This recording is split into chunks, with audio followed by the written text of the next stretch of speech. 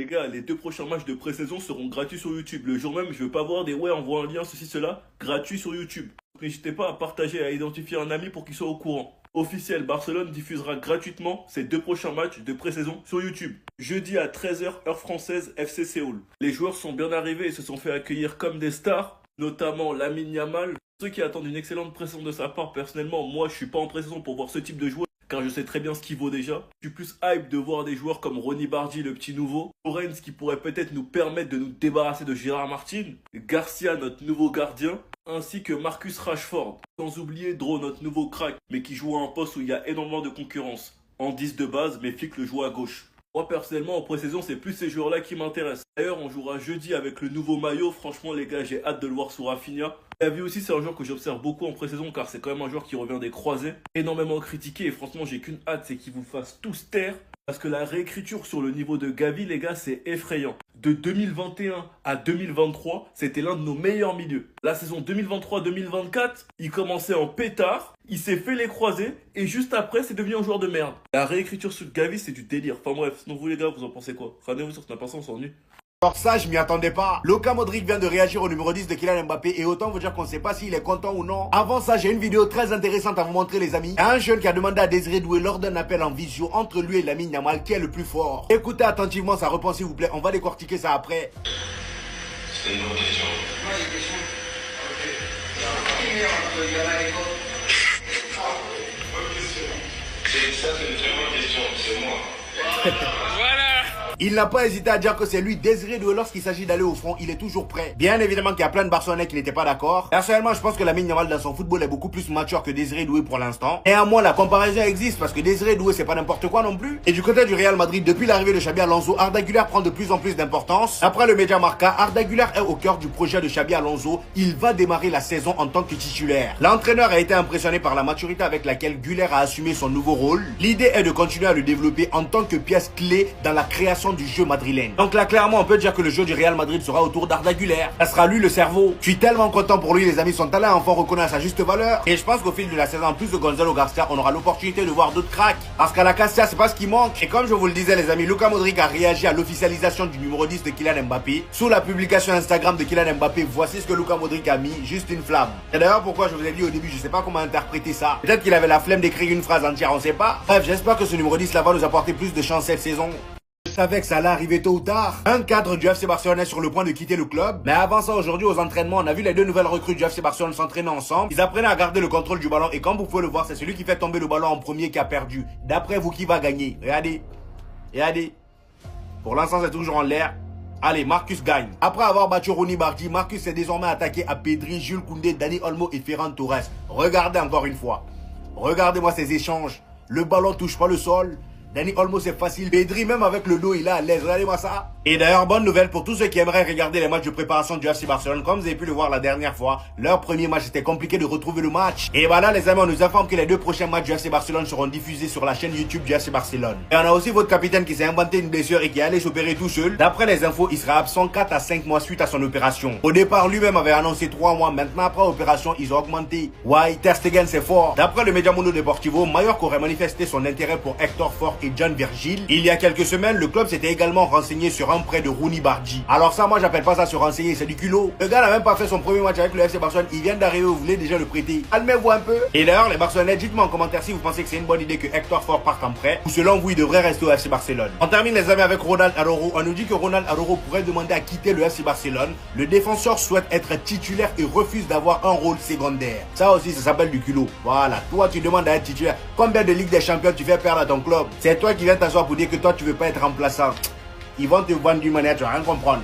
Alors lui, j'ai vraiment rien compris de sa carrière. Chaque 2 saisons, on le voit changer de club, on sait même pas pourquoi. Et pourtant, à Benfica en 2019, on le voyait comme étant l'un des plus gros futurs cracks. Il avait même gagné le Golden Boy pour vous dire. Pour ceux qui n'ont pas suivi, voici un résumé de sa carrière. Et c'est là qu'on va voir qu'il y a certains Golden Boy qui sont carrément partis aux oubliettes. Déjà, comme je vous ai dit, c'est au Benfica qu'on l'a découvert tellement il était fort. Le gars, il quitte le Benfica, je m'attendais à ce qu'il vienne dans un club qui a un style de jeu un peu similaire à celui du Benfica. Sauf que non, le frérot, il est venu à l'Atlético de Madrid, il a débarqué dans le Cholismo. À son arrivée, au début, ça allait, mais dès que Simeone a commencé à en demander beaucoup plus, c'est-à-dire c'est-à-dire le jeu défensif. Vous savez comment il joue là-bas? Et là, le gars, il a commencé à avoir flou. Le pire, c'est que l'Atlético l'avait acheté à 127 millions d'euros, les amis. C'est énorme. Ensuite, étant donné qu'il faisait pas les efforts qu'il fallait, ils l'ont prêté à Chelsea. Là-bas aussi, pareil, il a floppé. L'Atlético Madrid l'a récupéré. Ils se sont dit, bon, toi, on va t'envoyer où cette fois-ci? Direction Barcelone. Et franchement, à Barcelone, moi, je l'ai trouvé très bon. Dans tous les clubs où il est passé, après Benfica, c'est au Barça, moi, je l'ai trouvé très bon. Malheureusement, je pense que pour une raison financière, le Barça n'a pas voulu l'acheter. Parce que franchement, il n'y avait pas de raison de le laisser repartir à l'Atlético. Et étant donné que le gars, il se fondait très bien au système de jeu du FC Barcelone, l'Atlético Madrid le récupère encore, mais cette fois-ci, ils en ont marre des prêts. Donc, ils décident de le vendre à Chelsea à 52 millions d'euros. Il revient à Chelsea, encore une fois, il flop. Eux aussi, ils se sont dit, bon, lui, là, il se fout de nous. Et là, eux aussi, ils décident de se débarrasser de lui en l'envoyant en prêt à l'AC Milan. Vous voyez comment il fait les va-et-vient? C'est un ballon de ping-pong, le frérot. Il vient à l'AC Milan, là-bas aussi, flop. Je pense que là, vous avez compris, le frérot, il n'est pas fait pour l'Europe. Et c'est ainsi que Cristiano Ronaldo voit son petit en train de souffrir, son compatriote. Il dit, mon petit, toi que je vois là, t'es pas fait pour l'Europe. Viens à Al Nasser avec nous. Viens manger la vie. Et c'est exactement ce qu'il fait. Il signe à Al Nasser pour 50 millions d'euros, les amis. On parle là de celui qui a été Golden Boy en 2019. Et c'est pas le seul, hein. Il y a des joueurs comme Martial qui ont disparu. Renato Sanchez, pareil. Matthijs de Ligt, pareil. Les autres là, pour l'instant, ça va. Écoutez,